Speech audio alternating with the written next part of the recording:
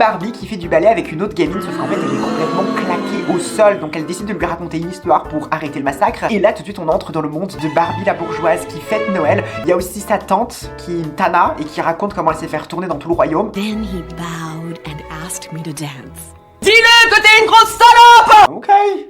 Diva, I guess. Après, il y a une espèce de poussière magique qui cause une invasion de rats et Barbie la puante, elle est pas si choquée qu'il y ait genre des rats chez elle. Genre, appelle la police, I don't know. La Barbie qui se fait rétrécir, les rats qui ont commencé à envahir se mettent à commettre des actes de terrorisme. Ensuite, il y a Barbie qui se retrouve coincée dans un congélo et elle hallucine complètement la gauche, je crois qu'elle est sous Frozen. Alors, elle avance un petit peu, Barbie et Casse-Noisette se retrouvent à rencontrer deux enfants qui visiblement se coupent les cheveux au sécateur. Who the fuck did your hair? Et ils les kidnappent.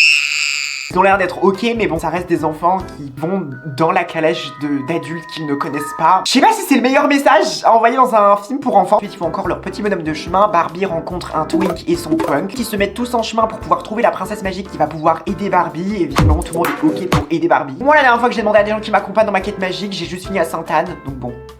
Barbie a visiblement plus de privilèges que moi. Ils pensent avoir trouvé le château, en fait c'était un fucking guet-apens, ils se font kidnapper. Barbie tombe en literal dépression parce que du coup elle est toute seule maintenant.